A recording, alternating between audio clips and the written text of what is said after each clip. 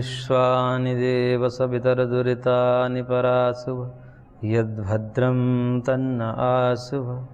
ॐ सहना भवतु सहनौ भुनक्तु सह वीर्यं करवावहै तेजस्विनावधीतमस्तु मा विद्विषावहै।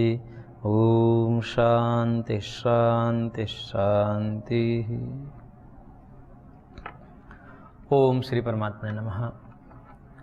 योग दर्शन के समाधि पाद पर हम विचार कर रहे थे, जिसमें दो प्रकार के योग का वर्णन महर्षि ने पूर्व में ही किया, संप्रज्ञात योग और असंप्रज्ञात योग। निरोध की स्थिति जो है वो योग की स्थिति कहलाती है, जिसमें वृत्तियों का निरोध होता है।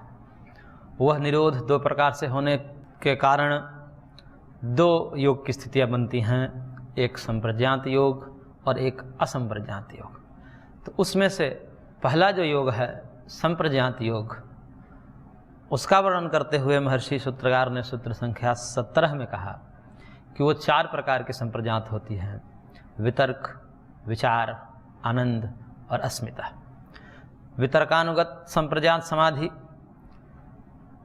विचारानुगत संप्रज्ञात समाधि, आनंदानुगत संप्रज्ञात समाधि और अस्मितानुगत संप्रज्ञात समाधि, ये चार प्रकार की समाधियां हैं।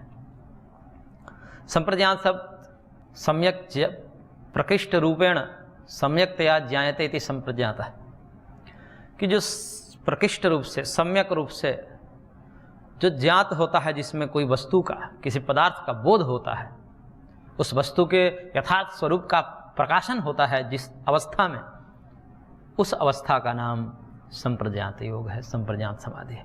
यानी कि जिस समाधि में ध्येय विषयक वस्तु का स्पष्ट बोध होता है, उसका कोई स्वरूप ऐसा नहीं रह जाता उस ध्याता के लिए जो वो अगम्य रह जाए, ऐसा नहीं होता। सबको जान लेता है, उस वस्तु के भूत, वर्तमान, भविष्य, जितने भी अंश उस वस्तु के संदर्भ में हो सकते थे, वो समस्त पहलुओं को ठीक ठीक जान लेता है। हम सामान्य रूप से इन चरम चक्षुओं से नहीं जान पाते।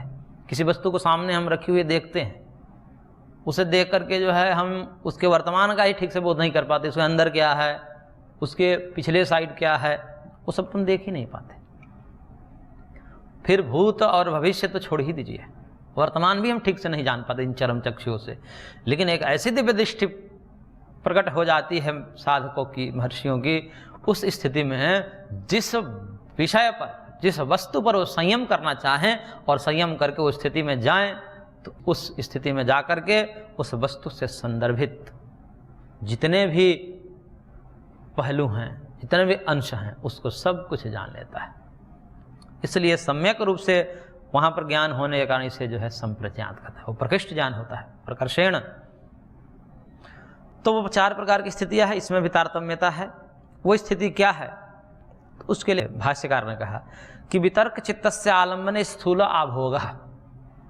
ये जो वितर्क नामक जो प्रथम संप्रज्ञात समाधि है, इसमें यह होता है कि आलम्बने स्थूल आभोगः, स्थूल आलम्बन रहता है इसमें। स्थूल का मतलब कि जो हमारे सामने वस्तु, सब स्थूल वस्तु दिख रही है घटपट आदि के रूप में।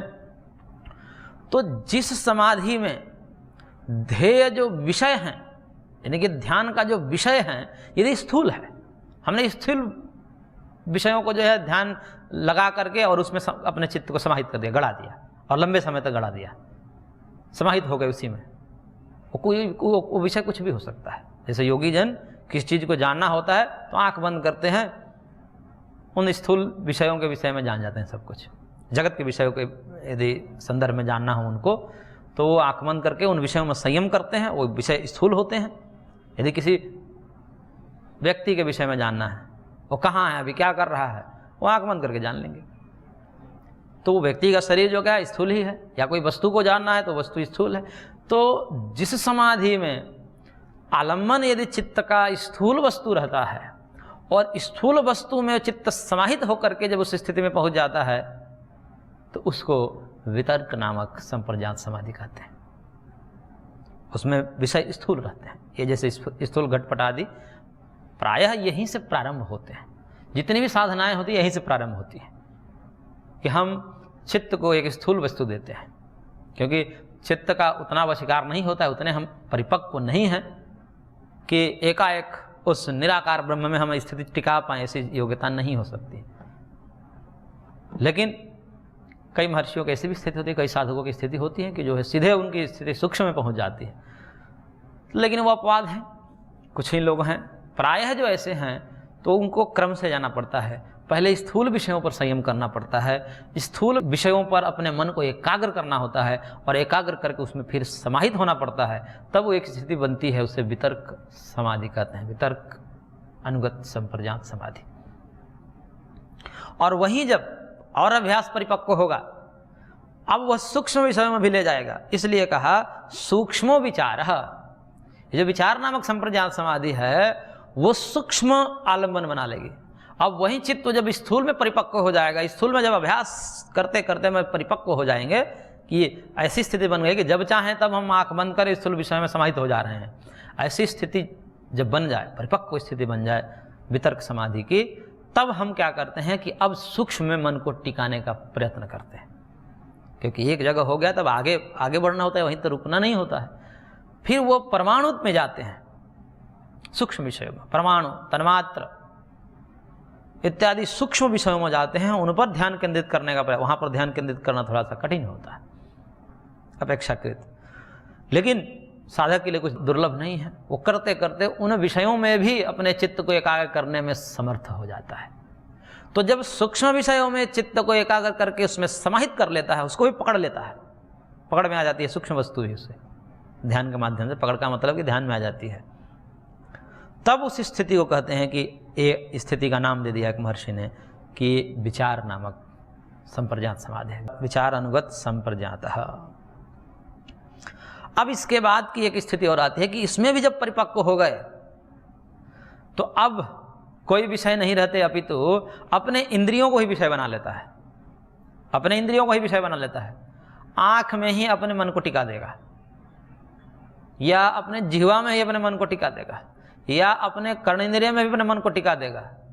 वहीं से बिना किसी आलम्बन के दिव्य स्पर्श, दिव्य शब्द, दिव्य रूप का अनुभूति करने लगेगा। यहाँ पर कोई आलम्बन नहीं है, इंद्रिय ही आलम्बन बन जाती है। ऐसी स्थिति में उसे एक दिव्य आनंद की आती है, क्योंकि इंद्रियों से आनंद मिलता है। लेकिन जब हम विषयों के संपर्क में आते हैं तो वहाँ पर तो विषयों के माध्यम से इंद्रियों के द्वारा आनंद होता है, लेकिन यहाँ पर बिना किसी विषय के इंद्रियाँ, क्योंकि सत्व प्रधान होती है, इंद्रियाँ जो हैं सत्व अहंकार से बनी हैं सांख्य की दृष्टि से, तो सत्व सुखकारी होता है।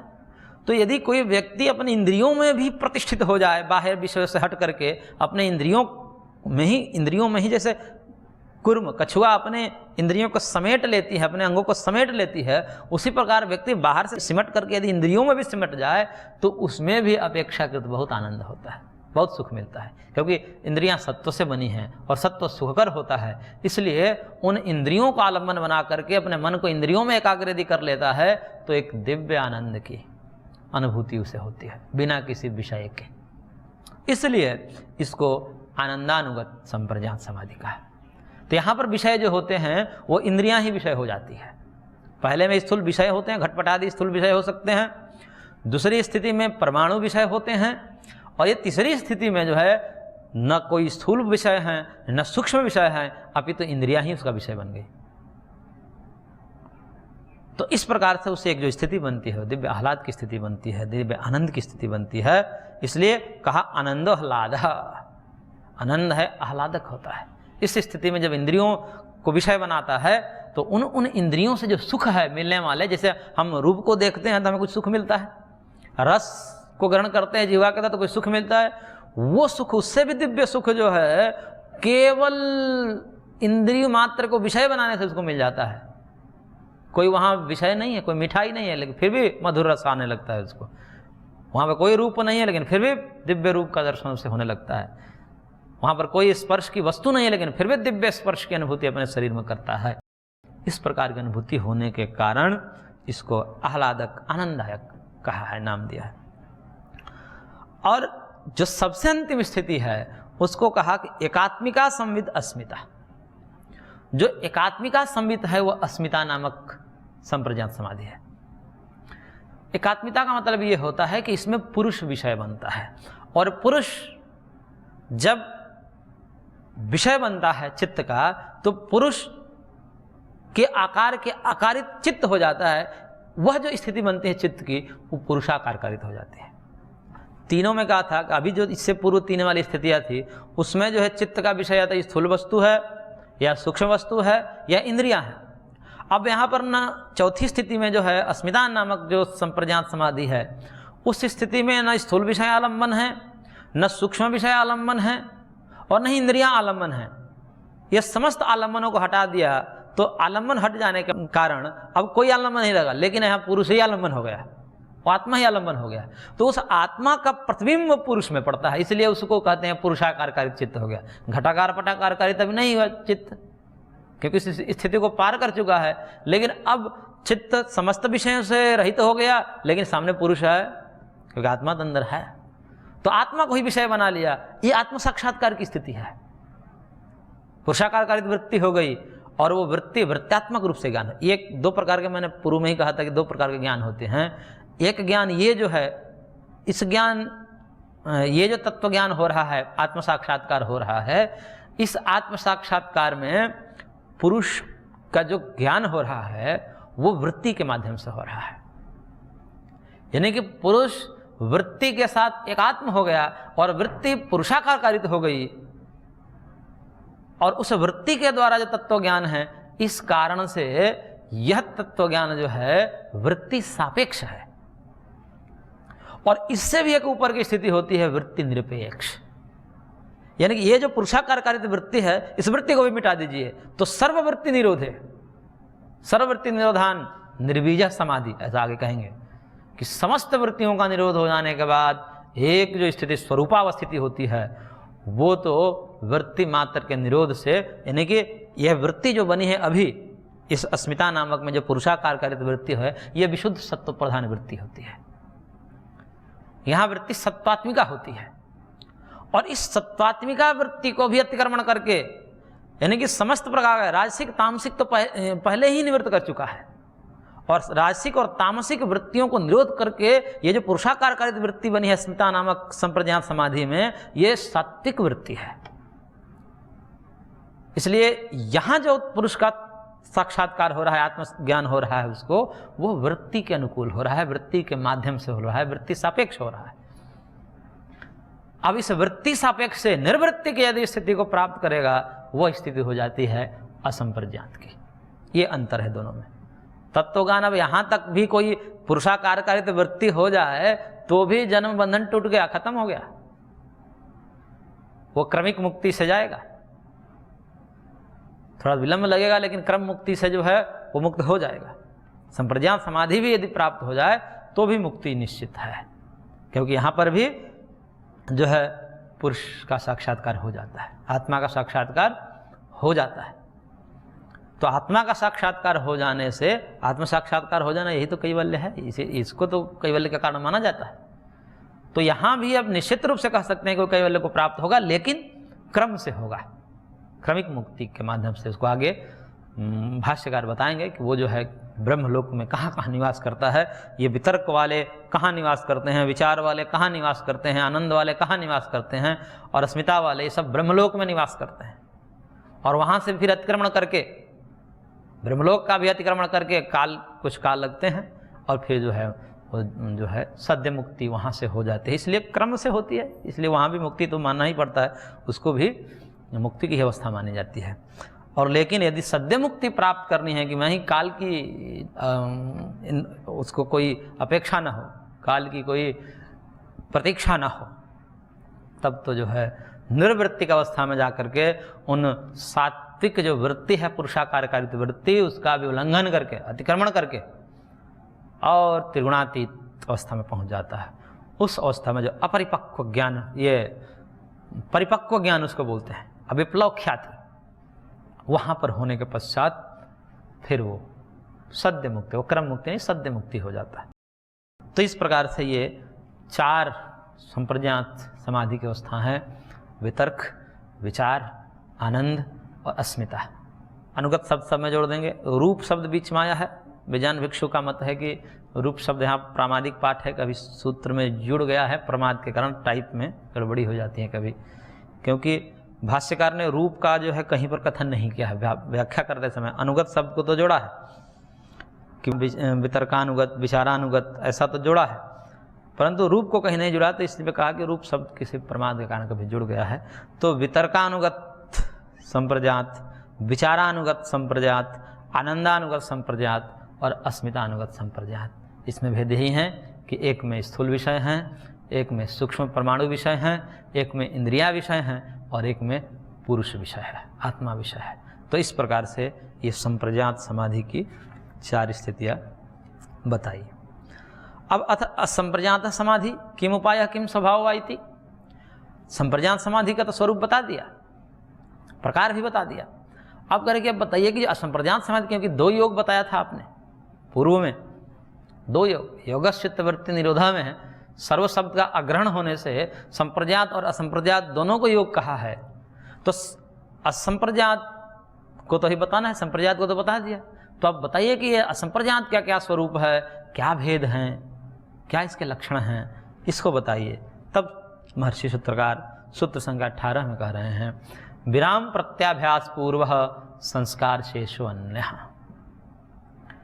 कि विराम प्रत्यय अभ्यास पूर्व, विराम का मतलब निरोध, रुक जाना, निरोध हो जाना, और प्रत्यय मतलब कारण होता है। प्रत्यय मतलब ज्ञान भी होता है, वहाँ पर जो पीछे आया था सूत्र उसमें प्रत्यय शब्द का अर्थ था ज्ञान, लेकिन प्रत्यय शब्द का अर्थ कारण भी होता है। तो विराम प्रत्यय यानी कि निरोध, यानी कि रुक जाना, अवसान हो जाना, कारण है जिस समाधि के पूर्व में विराम प्रत्याभ्यास, अभ्यास का मतलब क्या वृत्ति, विराम के कारण का अभ्यास पूर्व में हो जिस समाधि के, उसको कहते हैं अन्य। अन्य कौन? संप्रजात से अन्य असंप्रजात है। अन्य का तात्पर्य यहाँ पर क्योंकि पीछे में संप्रजात का कथन था पिछले सूत्र में, संप्रजात से अन्य जो असंप्रजात है वो क्या है, उसके कारण बता रहे हैं। क्योंकि किम उपाय बताया, प्रसंग में ऐसा बनाया कि अथ असंप्रजात समाधि किम उपाय, पहला प्रश्न, और दूसरा कहा किम स्वभाव आई थी, उसका स्वभाव क्या, लक्षण क्या है। तो इतने जो अंश हैं ये उसके उपाय बता रहे हैं कि असंप्रजात समाधि का उपाय क्या है। तो विराम के यानी कि वृत्ति निरोध के कारण का अभ्यास पूर्व में हो जिसका, वो विराम के कारण क्या है, विराम के कारण है परवैराग्य। क्योंकि जानस्य पराकाष्ठा वैराग्यम में वो विराम ही तो था, और चित्तवृत्ति निरोध ही तो था। तो उस चित्तवृत्ति को निरोध और करते करते, यानी कि परवैराग्य की अवस्था में और दृढ़ होते होते, उसका अभ्यास और करते करते, यानी कि अस्मिता नामक जो पुरुषाकार कारित वृत्ति बनी है, उस वृत्ति में बारंबार अभ्यास करते हुए उसी स्थिति को परवैराग्य कहा जाता है। उस अस्मिता नामक संप्रजात समाधि के बारंबार अभ्यास से जिसको परवैराग्य कहा जाता है, क्योंकि ज्ञानस्य व पराकाष्ठा वैराग्यम, ज्ञान और वैराग्य की एक रूपता है। इस कारण से आप उसको अस्मितानुगत समाधि कह दीजिए अथवा वैराग्य कह दीजिए, पर वैराग्य दोनों एक ही बात है। तो वो कारण जो पूर्व में हो, उसके अभ्यास, उनकी आवृत्ति बारंबार होने पर, यानी कि अस्मिता नामक संप्रजात समाधि है, उसकी बारंबार आवृत्ति से, यानी कि परवैराग्य रूपी जो वैराग्य है उसके अभ्यास पूर्व में हो, उससे अन्य यानी कि असंप्रजात समाधि लगती है। तो असंप्रजात समाधि का उपाय बता दिया यहाँ पर, सीधा सीधा कहें तो परवैराग्य। पर वैराग्य का अभ्यास यानी कि आवृत्ति पुनः पुनः हो पूर्व में, जिसके पूर्व में, जैसे पूर्व में ये होने चाहिए, पर वैराग्य पहले होने चाहिए। तो पर वैराग्य इसका कारण है, किसका कारण है, असंप्रजात समाधि का। ये तो कारण बता दिया, तो स्वरूप क्या है वही बताइए, उसमें स्थिति क्या बनती है। तो उसके लिए संस्कार शेष, संस्कार शेष मात्र वाली जो स्थिति है उसको असंप्रजात समाधि कहते हैं। ये संस्कार शेष जो है यहाँ पर स्वभाव है, इस असंप्रजात समाधि का स्वरूप है संस्कार शेष मात्र वाली। संस्कार शेष का तात्पर्य यहाँ पर होता है कि एक निरोध संस्कार होता है, इसका आगे वर्णन आएगा। अभी आप इतना ही समझ लीजिए कि एक निरोध संस्कार होता है, जहाँ पर और कोई संस्कार नहीं होता, क्योंकि वृत्ति भी नष्ट हो गई, तो वृत्ति से भी एक संस्कार बनता है, वृत्त्यात्मक संस्कार। वो भी वृत्ति नष्ट हो जाने के कारण सब चित्त वृत्ति निरोध हो गया, लेकिन निरोध में, निरोध का मतलब एकदम चित्त निर्मल हो गया, अब कुछ नहीं है चित्त में, साफ और शांत हो गया है। और ऐसी स्थिति में वो स्वरूप प्रतिष्ठा हो गई उसकी, उसका अतिक्रमण करके, उस चित्त से काव्य अतिक्रमण करके आत्मा जो है स्वरूप में प्रतिष्ठित हो गया।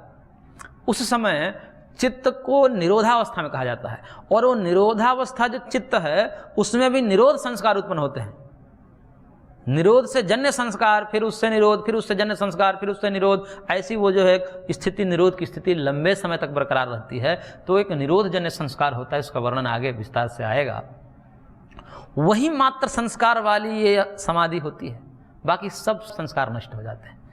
यानी कहने का तात्पर्य है, आचार्यों का एक दो मत है। देखिए इसमें एक मत है कि संप्रज्ञात समाधि की जो अंतिम स्थिति है, अस्मिता नामक संप्रज्ञात समाधि, वो भी मुक्ति को दिलाने वाली है, क्रम से दिलाने वाली है। और जब क्रम से दिलाने वाली है तो वहाँ पर समस्त प्रकार के संचित कर्म और क्रियमाण कर्मों का नाश हो जाता है, लेकिन प्रारब्ध कर्म का नाश नहीं होता है। संप्रज्ञात समाधि वाला जो तत्वज्ञान है उसमें भोगना पड़ता है। भोगेन्तु इतरेक क्षपयित्वा संपद्यते, ब्रह्मसूत्र के अनुसार अवश्य में भुक्तव्यम कृतम कर्म शुभाशुभम, कि वो अवश्य ही भोगना पड़ता है। कृत कर्म शुभाशुभ जो प्रारब्ध के रूप में है वो तो तत्वज्ञान से भी नष्ट नहीं होता, लेकिन कौन से तत्वज्ञान से नष्ट नहीं होगा? संप्रज्ञात समाधि जन्य जो तत्वज्ञान है उससे वो नष्ट नहीं होता प्रारब्ध।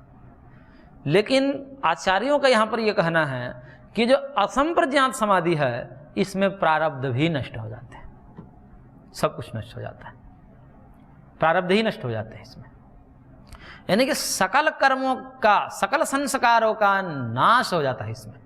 इसलिए कहा संस्कार शेषो अन्य, यहाँ पर संस्कार शेष जो है निरोध संस्कार है, बाकी सारे संस्कार नष्ट हो जाते हैं, इसलिए केवल निरोध संस्कार को ही शेष बताया और बाकी समस्त संस्कारों का नाश कर दिया, चाहे वो संचित संस्कार हो, कर्माशय हो, अथवा क्रियमाण हो, अथवा प्रारब्ध। इसलिए सकल कर्माशयों का, सकल संस्कारों का विनाश होने के कारण सद्य ही मुक्ति हो जाती है, कहीं जाना आना नहीं पड़ता इसमें। तो ये दो जो है भेद है इसमें।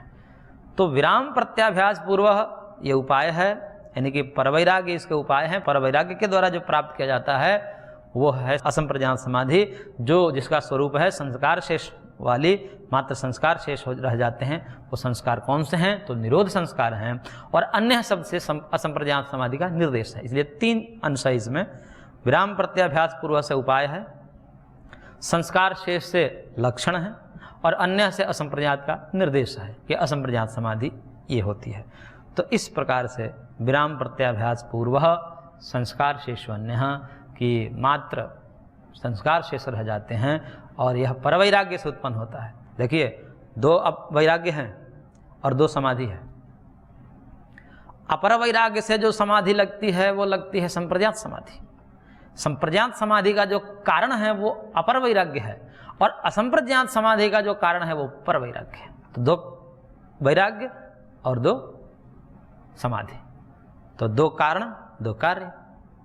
तो अपर वैराग्य से संप्रज्ञात समाधि लगती है और पर वैराग्य से असंप्रज्ञात समाधि लगती है। तो इस प्रकार से दो समाधियों का वर्णन किया गया। इसे ही निर्बीज समाधि भी कहा जाता है, क्योंकि यहाँ पर कोई बीज नहीं रहता, कोई आलम्बन शेष नहीं रहता, चाहे स्थूल हो, सूक्ष्म हो, इंद्रियां हो, यहाँ तक कि पुरुष भी वृत्ति के माध्यम से भाषित नहीं होता है, सीधा स्वरूप में ही चला जाता है।